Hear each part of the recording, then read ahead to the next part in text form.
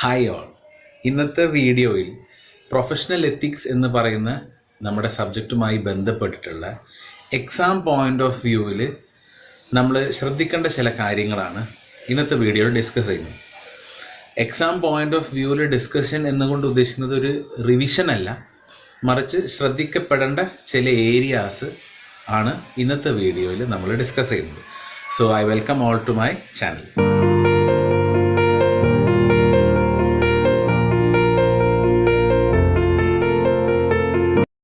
So welcome back my dear students. അപ്പോൾ നേരത്തെ നമ്മൾ പറഞ്ഞതുപോലെ പ്രൊഫഷണൽ എത്തിക്സ് നമ്മൾ എക്സാം പോയിൻ്റ് ഓഫ് വ്യൂവിലാണ് നമ്മളിന്ന് ഡിസ്കസ് ചെയ്യുന്നത്. അപ്പോൾ ഇതിൽ ശ്രദ്ധിക്കേണ്ട ഒന്ന് രണ്ട് കാര്യങ്ങൾ, നമ്മൾ ആദ്യം മനസ്സിലാക്കേണ്ട ഒന്ന് രണ്ട് കാര്യങ്ങൾ എന്താണെന്ന് വെച്ചാൽ, പ്രൊഫഷണൽ എത്തിക്സ് എന്ന് പറയുന്ന ഈ ഒരു സബ്ജക്റ്റ് KTUവിൻ്റെ കീഴിൽ എൻറ്റയർലി ന്യൂ കോഴ്സാണ്. KTUയുടെ ഇൻട്രൊഡക്ഷൻ്റെ മുന്നേ പല സ്ഥലങ്ങളിലുമായിട്ട് Calicut university, MG university, Kerala university ഒക്കെ നടക്കുമ്പോഴും പ്രൊഫഷണൽ എത്തിക്സ് എന്ന് പറയുന്ന ആസ് സച്ച് അങ്ങനെ ഒരു സബ്ജക്റ്റ് ഇല്ല. ഉണ്ടായിരുന്നു. നമ്മൾ ഫസ്റ്റ് ഇയർ പഠിക്കുന്ന നേരത്ത് ഹ്യൂമാനിറ്റീസ് എന്ന് പറയുന്ന ഒരു സബ്ജക്റ്റ് ഉണ്ടായിരുന്നു. പക്ഷേ അതിൽ നിന്ന് എൻറ്റയർലി ഡിഫറെൻ്റ് ആണ് നമുക്ക് പ്രൊഫഷണൽ എത്തിക്സ് എന്ന് പറയുന്ന സബ്ജക്റ്റ്. ഈ ഒരു സബ്ജക്റ്റിൻ്റെ ഇൻട്രൊഡക്ഷൻ തന്നെ AICTE അത് മാൻഡേറ്ററി ആക്കി. ഹ്യൂമൻ വാല്യൂസും അതേപോലെ എൻജിനീയേഴ്സ് കീപ്പപ്പ് ചെയ്യേണ്ട മൊറാലിറ്റിയും എത്തിക്സൊക്കെ കീപ്പപ്പ് ചെയ്യേണ്ട അനിവാര്യതയും അത് അവരെ മനസ്സിലാക്കേണ്ടയും അവസ്ഥ ഉണ്ട് എന്ന് AICTE മനസ്സിലാക്കിയിട്ടാണ് ഇന്ത്യയിലുള്ള എല്ലാ യൂണിവേഴ്സിറ്റിയിലും ഈ പ്രൊഫഷണൽ എത്തിക്സ് അല്ലെങ്കിൽ ഹ്യൂമൻ വാല്യൂസുമായി ബന്ധപ്പെട്ട ഒരു കോഴ്സ് മാൻഡേറ്ററി ആക്കിയിട്ട് വന്നിട്ടുണ്ട്. അത് അങ്ങനെയാണ് നമ്മുടെ KTUവിലും അത് ഇപ്രാവശ്യം മുതൽ അത് മാൻഡേറ്ററി ആയി വന്നിട്ടുള്ളത്. അപ്പോൾ ഈ വീഡിയോ ഇപ്പോൾ ഞാൻ എടുക്കുന്നത് S3യിൽ പ്രൊഫഷണൽ എത്തിക്സ് എടുത്തിട്ടുള്ള സ്റ്റുഡൻസിന് വേണ്ടിയിട്ടാണ്. അതെന്തുകൊണ്ടാണ് ഞാൻ അങ്ങനെ സ്പെസിഫൈ ചെയ്തെന്നുള്ളത് ഞാൻ ലാസ്റ്റ് പറയാം. സോ S3യിൽ professional ethics or constitution of India ആണ്. S3യിൽ നിങ്ങൾ പ്രൊഫഷണൽ എത്തിക്സ് ആണ് എടുത്തതെങ്കിൽ S4ൽ കോൺസ്റ്റിറ്റ്യൂഷൻ ഓഫ് ഇന്ത്യ ആണ് അടുത്ത സബ്ജക്റ്റിൻ്റെ സ്ലോട്ടായിട്ട് വരിക.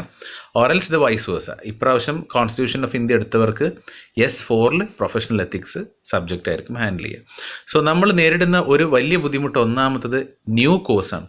പുതിയൊരു കോഴ്സ് ആയതുകൊണ്ട് തന്നെ എന്തൊക്കെയാണ് ഇതിലെ മേജർ ഏരിയാസ്, എന്തൊക്കെയാണ് ഇതിൽ ഫോക്കസ് ചെയ്യേണ്ട area in exam perspective. Okay, ഇതിൽ പറയുന്ന ഓരോ കാര്യവും ഒരു മനുഷ്യരെന്ന നിലയിൽ നമുക്കെല്ലാം അറിഞ്ഞിരിക്കേണ്ടതും മനസ്സിലാക്കിയെടുക്കേണ്ടതും പ്രാവർത്തികമാക്കേണ്ടതും തന്നെയാണ്. അതിൽ യാതൊരു സംശയവുമില്ല. പക്ഷേ at the same time exam point of വ്യൂവിൽ നമ്മളിത് പഠിക്കുമ്പോൾ ഇത് എവിടെയാണ് നമ്മൾ സ്ട്രെസ്സ് കൊടുക്കേണ്ടത്, ഏത് ഏരിയ ആണ് കൂടുതൽ ഇമ്പോർട്ടൻ്റ് എന്നൊന്നും മനസ്സിലാക്കാനുള്ള ഒരു ഉപാധി നമുക്കില്ല. നമ്മൾ പല യൂണിവേഴ്സിറ്റി KTU ആയി വന്നപ്പോഴും ചില സബ്ജക്റ്റുകളെല്ലാം അതുപോലെ റിക്കറിങ് ആയിരുന്നു.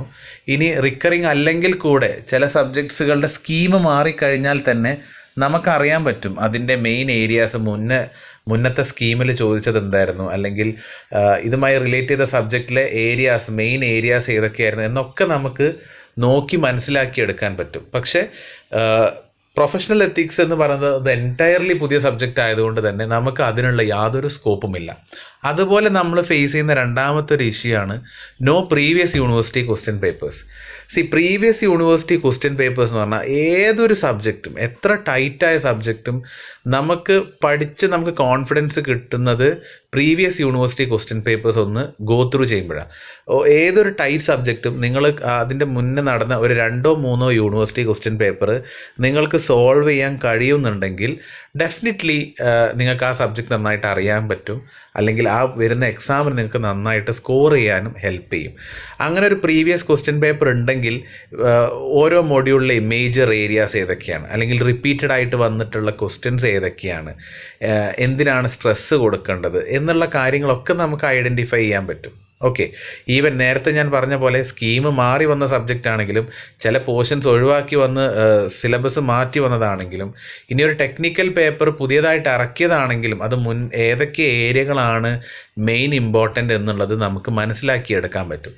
പക്ഷേ അങ്ങനെ ഒരു പ്രീവിയസ് ക്വസ്റ്റ്യൻ പേപ്പർ ഇല്ലാത്തത് കൊണ്ട് തന്നെ നമ്മൾ ഫേസ് ചെയ്യുന്ന അടുത്ത ബുദ്ധിമുട്ടാണ് ഏത് ഏരിയ നമ്മൾ പഠിക്കുമെന്നുള്ളത്. സോ ഇന്നത്തെ ഈ ഒരു സെക്ഷനിൽ ഞാൻ എൻ്റെ ഒരു പേഴ്സ്പെക്റ്റീവിൽ ഏതൊക്കെ ഏരിയാസാണ് ഇമ്പോർട്ടൻ്റ് എന്നുള്ളത് മാത്രമാണ് ഞാൻ പറയാൻ ഉദ്ദേശിക്കുന്നത്. ഞാൻ പറയുന്ന ആ ഒരു ഏരിയ തന്നെ വരണം എന്നില്ല. ആ ഏരിയ തൊടാതെയും അവർക്ക് പല ക്വസ്റ്റ്യൻസും ചോദിക്കാം. അതെന്തുകൊണ്ടാണ് അങ്ങനെ പറയാനുള്ള കാരണം, അതിൻ്റെ റിസ്കി ഫാക്ടേഴ്സ് എന്തൊക്കെയാണെന്നുള്ളത് ഞാൻ ഈ വീഡിയോയിൽ ഷെയർ ചെയ്യുന്നുണ്ട്.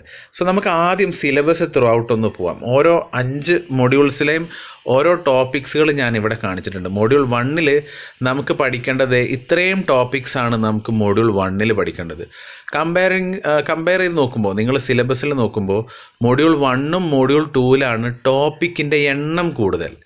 ഓക്കെ, ഇപ്പോൾ മൊഡ്യൂൾ 1 നോക്കും നിങ്ങൾ, morals, values and ethics, integrity, academic integrity, work ethics, service learning, അങ്ങനെ പോയി അവസാനം സെൽഫ് കോൺഫിഡൻസ്, സോഷ്യൽ എക്സ്പെക്റ്റേഷൻ, ഇത്രയും ടോപ്പിക്സ് നമുക്ക് പഠിക്കാനുണ്ട്. സോ ഇതിൽ ഞാൻ ഹൈലൈറ്റ് ചെയ്ത ഏരിയ ആണ് ആ ഒരു മൊഡ്യൂളിൽ നമ്മൾ ശ്രദ്ധിക്കേണ്ട ഏരിയ എന്നാണ് എൻ്റെ ഒരു പേഴ്സ്പെക്റ്റീവിൽ ഞാൻ മനസ്സിലാക്കിയതിൻ്റെ ഒരു ഇൻറ്റ്യൂഷൻ വെച്ചിട്ടാണ് പറയുന്നത്. സോ ഈ മൊഡ്യൂൾ 1 നിങ്ങൾ ശ്രദ്ധിച്ചാൽ നിങ്ങൾക്കറിയാം, സിവിക് വെർച്യൂ എന്ന് പറയുന്ന ഈ ഒരു ടോപ്പിക്കിന് ശേഷം, സിവിക് വെർച്യൂക്ക് ശേഷം വരുന്ന ടോപ്പിക്കുകളെല്ലാം, താഴേക്ക് വരുന്നതെല്ലാം respect for others, living peacefully, caring, sharing, honesty, cooperation, commitment, self confidence, ഈ പറയുന്ന ടോപ്പിക്കുകളൊക്കെ നിങ്ങൾക്ക് എളുപ്പത്തിൽ കണ്ടൻറ്റ് എഴുതാൻ പറ്റും. അതിൽ പ്രത്യേകിച്ച് എഴുതിയെടുക്കേണ്ട പോയിന്റുകളില്ല, നോട്ട് ചെയ്ത് വെക്കേണ്ട പോയിന്റുകളില്ല. നിങ്ങൾക്ക് നിങ്ങളുടെ സ്വന്തം വാക്കുകളാൽ തന്നെ നിങ്ങൾക്കത് എഴുതാൻ പറ്റും. അപ്പോൾ മൊഡ്യൂൾ 1 ആ സെക്കൻഡ് ഹാഫ് എന്ന് വേണമെങ്കിൽ പറയാം, റെസ്പെക്ട് ഫോർ അതേഴ്സ് എന്ന് പറയുന്ന ടോപ്പിക്ക് മുതൽ അങ്ങോട്ട് താഴോട്ടുള്ള എല്ലാ ടോപ്പിക്കും വൺസ് ആ ഹെഡിങ് നമുക്ക് അറിഞ്ഞു കഴിഞ്ഞാൽ, for example caring and sharing, what do you mean by caring and sharing, അല്ലെങ്കിൽ എക്സ്പ്ലെയിൻ കെയറിങ് ആൻഡ് ഷെയറിങ് എന്നൊക്കെ ഒരു ചോദ്യം വന്നാൽ കെയറിങ് എന്താണെന്നുള്ളത് നമുക്കറിയാം, ഷെയറിങ് എന്താണെന്നുള്ളത് നമുക്കറിയാം. ഇനി അത് വേർഡ്സിൽ നമുക്ക് പേപ്പറിൽ എഴുതിയാൽ മതി. സോ ഇതിൻ്റെ സെക്കൻഡ് ഹാഫ് എന്ന് പറയുന്ന മെജോറിറ്റി പോർഷൻസ് എന്ന് പറഞ്ഞാൽ ടോപ്പിക്ക് കിട്ടിക്കഴിഞ്ഞാൽ നമുക്ക് നമ്മുടെ സ്വന്തം സെൻറ്റൻസ് വെച്ചിട്ട് നമുക്ക് എഴുതാവുന്നതേ ഉള്ളൂ. അപ്പോൾ ഈ മൊഡ്യൂൾ 1 ശ്രദ്ധിക്കേണ്ടത് ഫസ്റ്റ് ഹാഫാണ്. ഫസ്റ്റ് ഹാഫിൽ വളരെയധികം ഇമ്പോർട്ടൻ്റ് ആയിട്ടുള്ള ഒരു സെക്ഷനാണ് മോറൽസ് ആൻഡ് എത്തിക്സ്, അല്ലെങ്കിൽ മൊറാലിറ്റി എന്ന് ചിലപ്പോൾ ചോദ്യം ചോദിക്കാം. മൊറാലിറ്റി ചോദിക്കുമ്പോഴും മോറൽസിൻ്റെ കാര്യങ്ങളാണ് നിങ്ങളവിടെ ഇടേണ്ടത്. പലപ്പോഴും കൺഫ്യൂസിങ് ആണ് മോറൽസും എത്തിക്സും. ആ ഒരു ബുക്കോ ഏതെങ്കിലും നിങ്ങൾ ടെക്സ്റ്റ് ബുക്ക് റെഫർ ചെയ്യുകയാണെങ്കിൽ തന്നെയും, ഇനി ഇൻ്റർനെറ്റ് കൂടെ നിങ്ങൾ സെർച്ച് ചെയ്താലും ഇത് രണ്ടും ഏതാണ്ട് സിമിലർ തന്നെയാണ്. മോറൽസും എത്തിക്സ് എന്ന് പറഞ്ഞിട്ടുള്ളത് ഏതാണ്ട് സിമിലർ തന്നെയാണ്. സോ ഒന്ന് രണ്ട് പോയിന്റ് നിങ്ങൾ അങ്ങോട്ടും ഇങ്ങോട്ടും മാറി എന്ന് വിചാരിച്ചിട്ട് it might not affect your marks. So അതിനെക്കുറിച്ച് വേവലാതിപ്പെടേണ്ട. പക്ഷേ ഇതിന് രണ്ടും വ്യത്യസ്തമാണ് വാല്യൂസ് എന്ന് പറയുന്നത്. സോ ഈ ഒരു മൊഡ്യൂളിലെ ഒരു ഇമ്പോർട്ടൻറ്റ് ടോപ്പിക്കാണ് മോറൽസ് ആൻഡ് എത്തിക്സ്. അത് നിങ്ങൾ പ്രത്യേകം ശ്രദ്ധിക്കുക, അതിനൊരു ചോദ്യം ഉണ്ടാവാനുള്ള നല്ല സാധ്യതയുണ്ട്. ആൻഡ് ദെൻ കംസ് ഇൻറ്റഗ്രിറ്റിയും academic integrity, work ethics, service learning, civic virtue. ഞാൻ ഹൈലൈറ്റ് ചെയ്ത ടേംസ് ആണ് first point morals, values and ethics, പിന്നെ academic integrity, work ethics, service learning and civic virtue.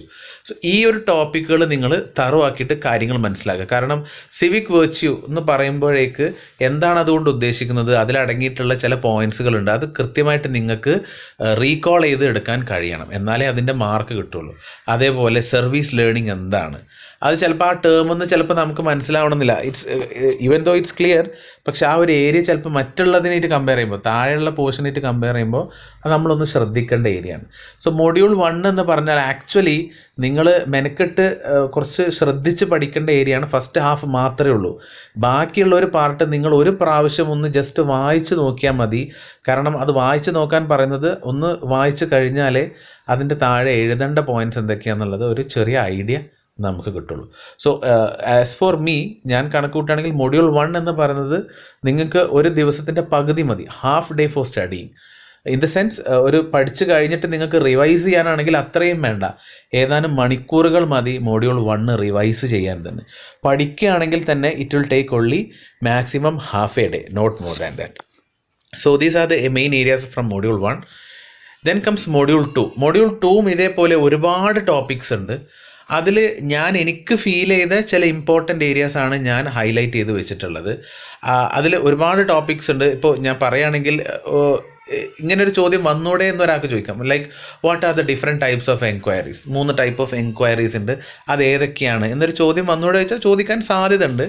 പക്ഷേ അതിൽ കമ്പാരിറ്റീവ്ലി കുറച്ചും കൂടെ വെയിറ്റേജ് വന്ന് ചോദിക്കാൻ സാധ്യത എനിക്ക് തോന്നിയിട്ടുള്ള പോയിൻറ്റ്സാണ് like moral dilemmas, moral autonomy, Kohlberg's theory and Gilligan's theory, അതുപോലെ നെക്സ്റ്റ് സൈഡിൽ നമുക്ക് എത്തിക്കൽ തിയറീസ് ഉണ്ട്, അതിൻ്റെ ആപ്ലിക്കേഷൻസ് എന്തൊക്കെയാണ്, റൈറ്റ് ആക്ഷൻ്റെ തിയറീസ് എന്തൊക്കെയാണ്, പ്രൊഫഷണൽ റോൾസ്, ഇപ്പോൾ മോഡൽസ് ഓഫ് പ്രൊഫഷണൽ റോൾസ് ഒരു 5-6 പ്രൊഫഷണൽ റോൾസിൻ്റെ മോഡൽസ് ഉണ്ട്, പഠിച്ചു കഴിഞ്ഞവർക്ക് അതറിയാം. Like saviour, guardian, game player എന്നൊക്കെ പറഞ്ഞിട്ട് അങ്ങനെ ഒരു 6 different professional models of professional roles ഉണ്ട്.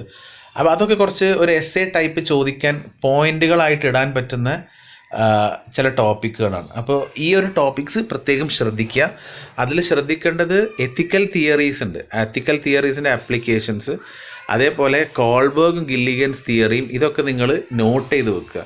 കാരണം അതൊക്കെ ഒരു എസ്സേക്ക്, നല്ല വലിയൊരു എസ്സേക്കുള്ള സാധ്യതയുള്ള ചോദ്യങ്ങൾ തന്നെയാണ്. ഏതെങ്കിലും ഇതിലിപ്പോൾ ഒരു ഉദാഹരണം പറഞ്ഞാൽ മോറൽ ഡിലേമ എന്നുള്ളൊരു ചോദ്യം മാത്രമായിട്ട് എസ്സേക്ക് ഉണ്ടാവില്ല. പക്ഷെ അതേസമയം കോൾബർഗ്സ് തിയറി, ഗില്ലിഗൻസ് തിയറി എന്ന് ഒരൊറ്റ ചോദ്യമായിട്ട് കോൾബർഗിൻ്റെ തിയറി എക്സ്പ്ലെയിൻ ചെയ്യൂ, ഒരൊറ്റ ക്വസ്റ്റ്യനായിട്ട് ചോദിക്കാൻ കെൽപ്പുള്ള, അതിനനുസരിച്ച് കണ്ടൻ്റ് ഉള്ള ഒരു കൺസെപ്റ്റാണിത്.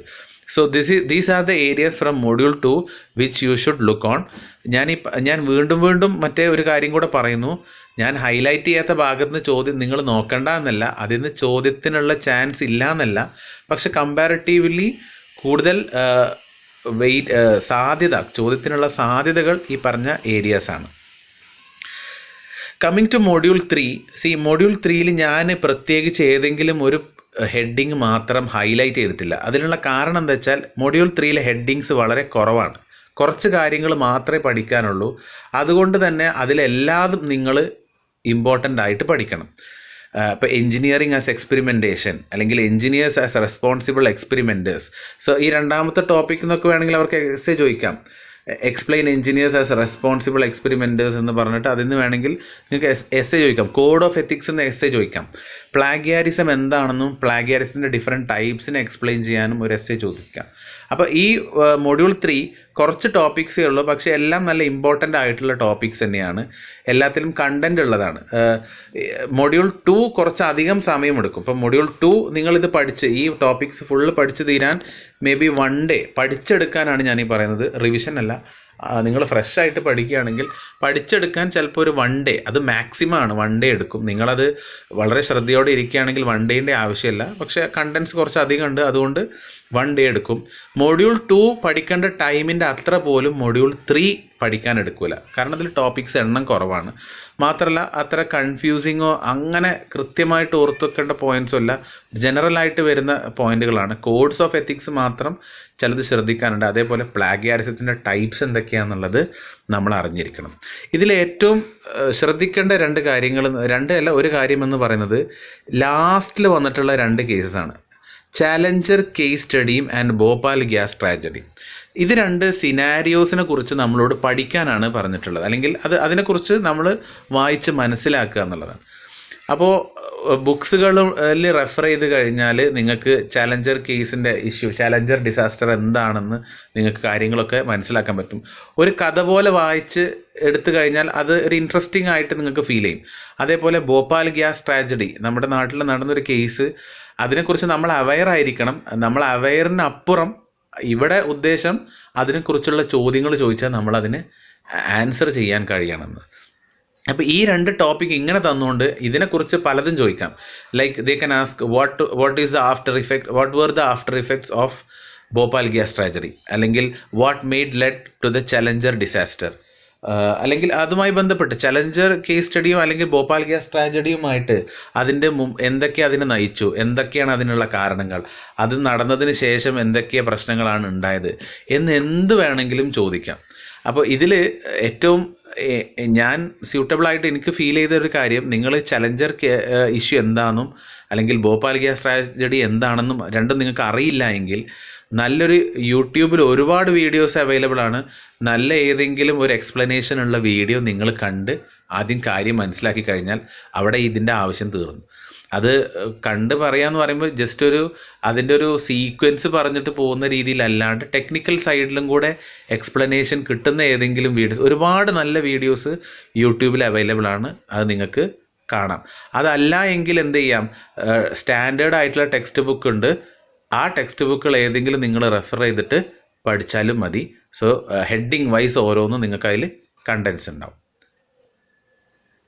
Now next comes module 4. Module 4 എന്ന് പറയുന്നത് responsibilities and rights of a employer എന്നുള്ള അർത്ഥത്തിലാണ്. ഇപ്പോൾ ഇതിലും ഇതേപോലെ ചില ഹെഡിങ്സ് നമുക്ക് പരിചയമുള്ളതാണ്. Like respect for authority, confidentiality എന്താണ്. അപ്പോൾ ഇതൊക്കെ നമുക്ക് അറിയുന്ന ചില കാര്യങ്ങൾ തന്നെയാണ്. അതൊക്കെ ഇമ്പോർട്ടൻ്റ് തന്നെയാണ് താനും. അതിൽ എനിക്ക് ഫീൽ ചെയ്തിട്ടുള്ളത് ഏറ്റവും ലാസ്റ്റിൽ വന്നിട്ടുള്ള ഒക്കുപ്പേഷണൽ ക്രൈംസ്, അതേപോലെ professional rights and employee rights.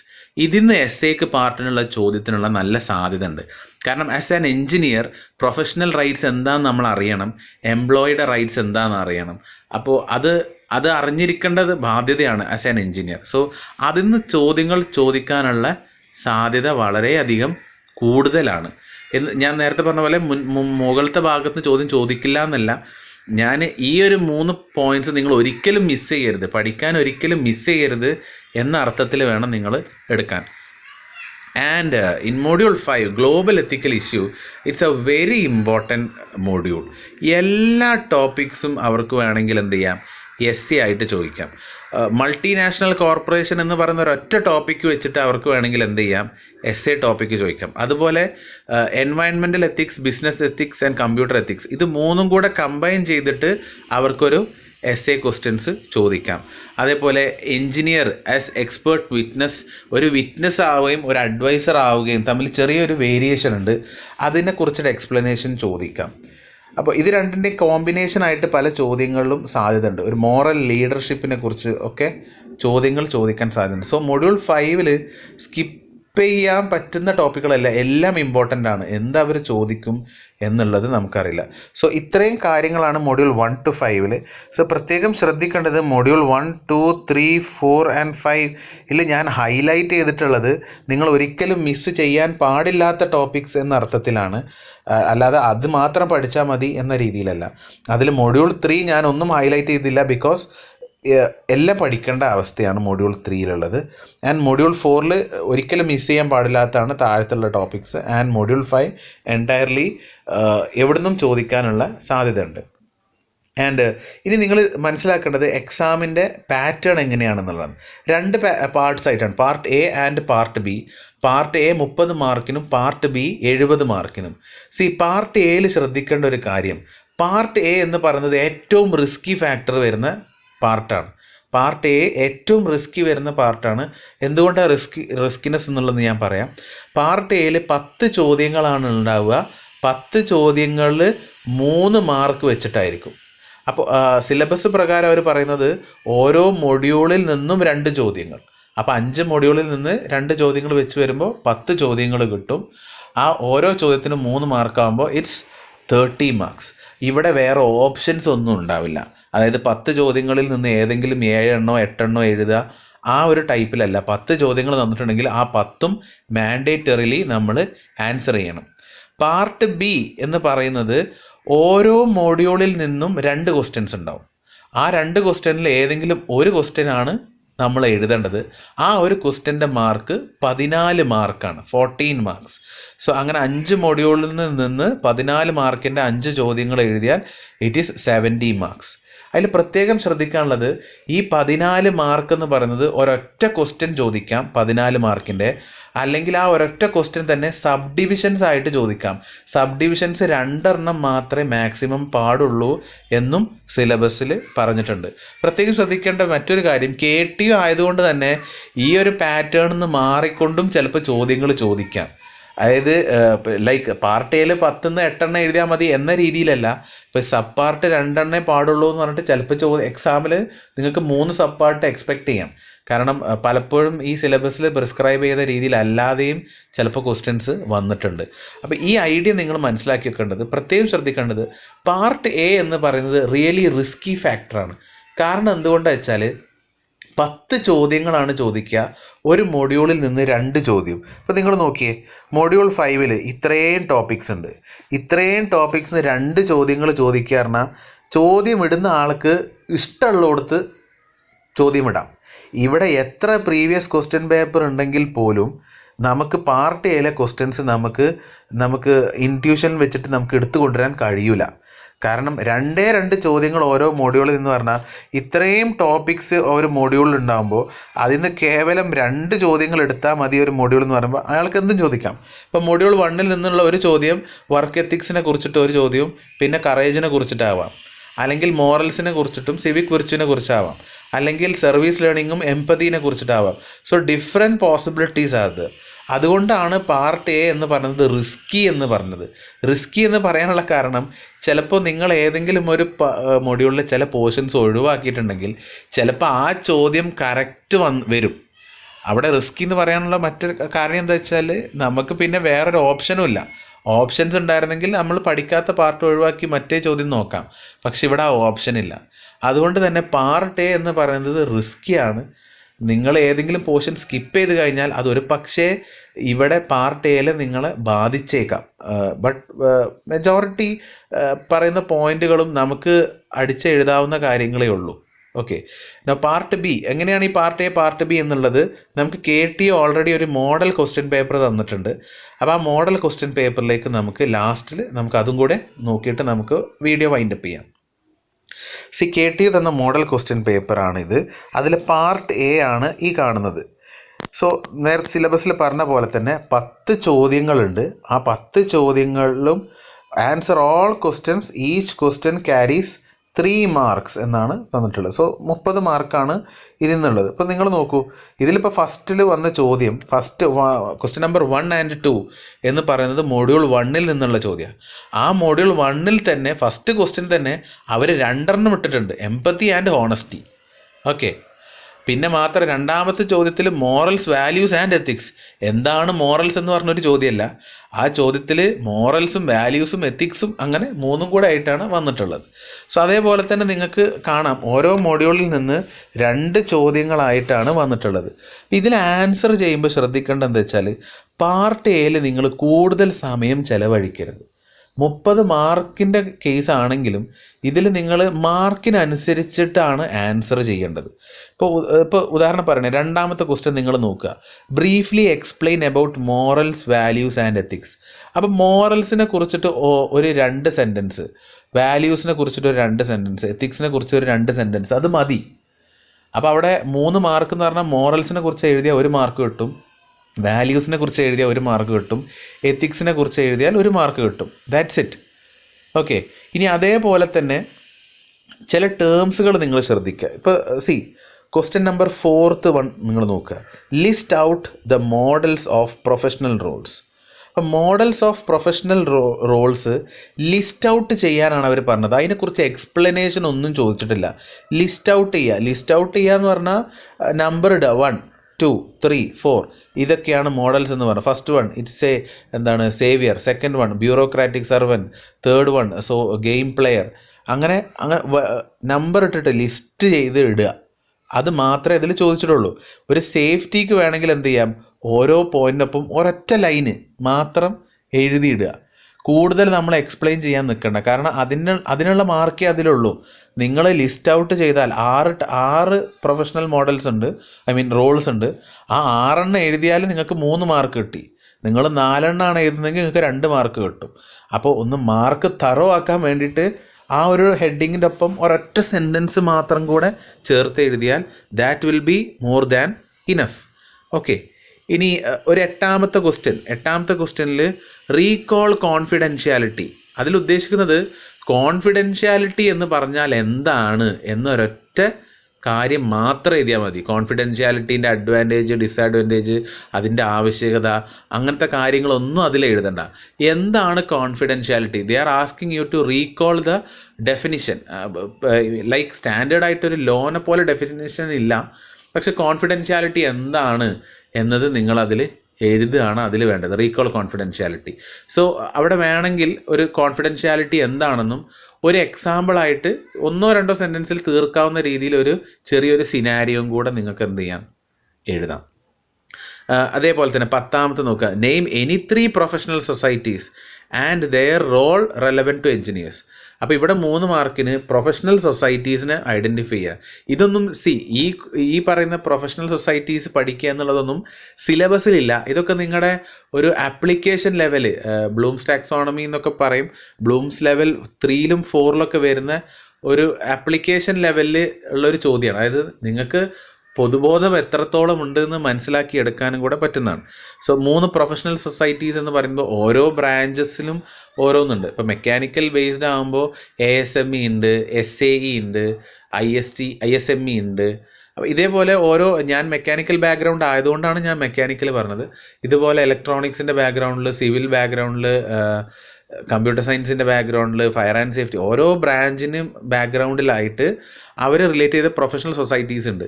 ഇതൊന്നും നമ്മൾ സിലബസിൽ പഠിക്കുന്നില്ല. ഇത് കുറച്ച് നമ്മൾ കോമൺ സെൻസ് എന്ന് പറയാൻ പറ്റില്ല, കോമൺലി നമ്മൾ ആ ബ്രാഞ്ച് പഠിക്കുമ്പോൾ നമ്മൾ അവെയർ ആവേണ്ട കാര്യങ്ങളാണ് പ്രൊഫഷണൽ സൊസൈറ്റീസ് എന്നുള്ളത്, അതിൻ്റെ റോൾ എന്താണെന്നുള്ളത്. സോ പാർട്ട് എ ഈ നിങ്ങൾക്ക് മനസ്സിലായിട്ടുണ്ടാവും എന്ന് വിചാരിക്കുന്നു. ഈ ഒരു 10 ചോദ്യം എന്ന് പറഞ്ഞാൽ അവർക്ക് എന്തും ചോദിക്കാം. നമ്മുടെ മൊഡ്യൂൾ 1ലെയും 2ലെയും 5ലെയും വരെ അതിൽ തന്നെ ഒരുപാട് ടോപ്പിക്സിൽ ഏതൊക്കെ ടോപ്പിക്ക് ചോദിക്കുന്നുള്ളത് നമുക്ക് പറയാൻ കഴിയില്ല. അത് പ്രീവിയസ് ക്വസ്റ്റ്യൻ പേപ്പർ ഉണ്ടെങ്കിൽ തന്നെയും നമുക്കത് ഒരു ഉറപ്പും പറയാൻ കഴിയില്ല. So that's a case of part A. Then comes part B. Part B അവർ പറഞ്ഞത് എങ്ങനെയാണെന്ന് വെച്ചാൽ 14 മാർക്കിൻ്റെ ഒരു ചോദ്യം, ഒരു മൊഡ്യൂളിൽ നിന്ന് 2 ചോദ്യങ്ങൾ, അതിലേതെങ്കിലും ഒന്ന് ചെയ്താൽ മതി. അപ്പോൾ നിങ്ങൾക്ക് ഇവിടെ കാണാം, മൊഡ്യൂൾ 1ൽ ക്വസ്റ്റ്യൻ നമ്പർ 11 ഓർ 12, മൊഡ്യൂൾ 2ൽ ക്വസ്റ്റ്യൻ നമ്പർ 13 ഓർ 14, ഏതും എഴുതാം.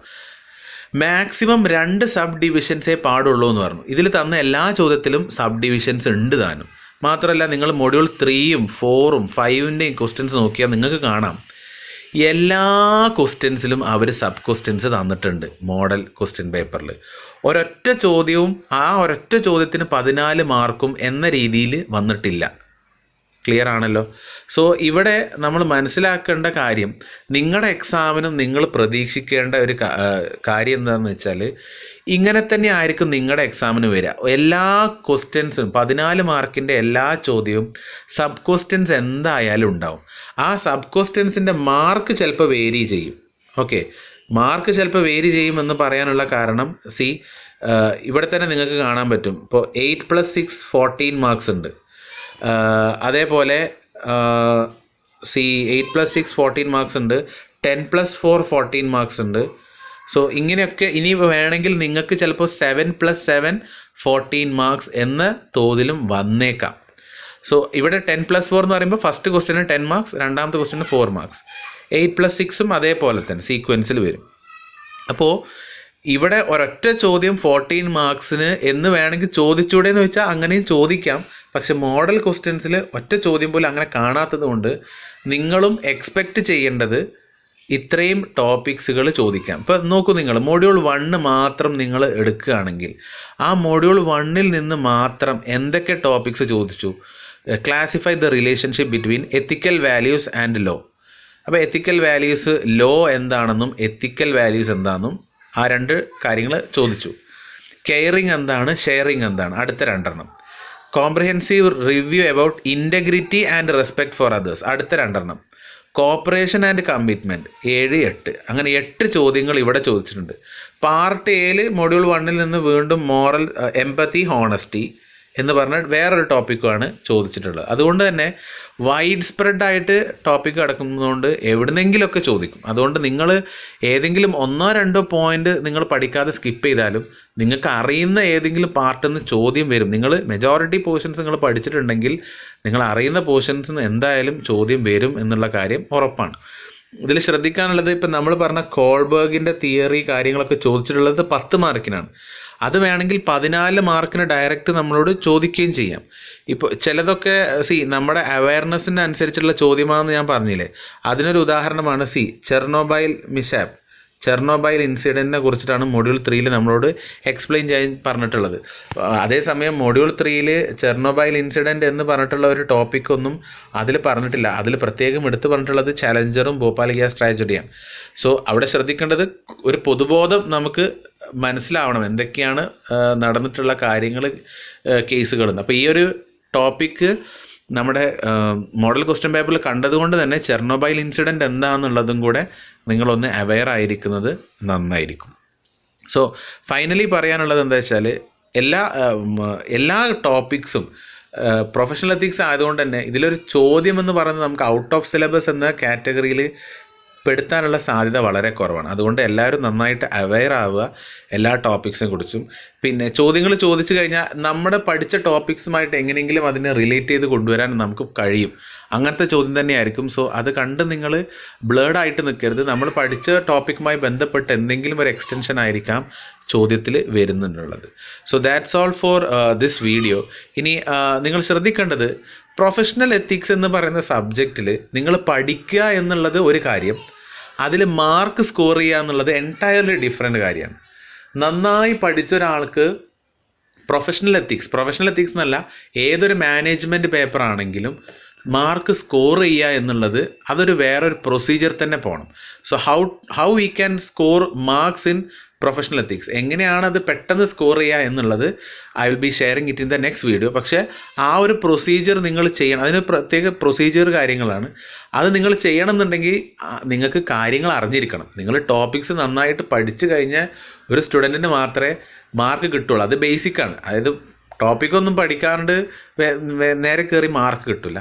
അപ്പോൾ നന്നായിട്ട് ടോപ്പിക്ക് പഠിച്ചു കഴിഞ്ഞ ഒരാൾക്ക് മാർക്സ് 10 ഒരു 14 മാർക്കിൻ്റെ ചോദ്യത്തിൽ 8 or 10 കിട്ടേണ്ടടുത്ത് അതെങ്ങനെ നമുക്ക് 12 or 13 ആക്കാം എന്നൊരു മെത്തഡോളജിയാണ് ഞാൻ അടുത്തൊരു വീഡിയോയിൽ അത് ഷെയർ ചെയ്യാം.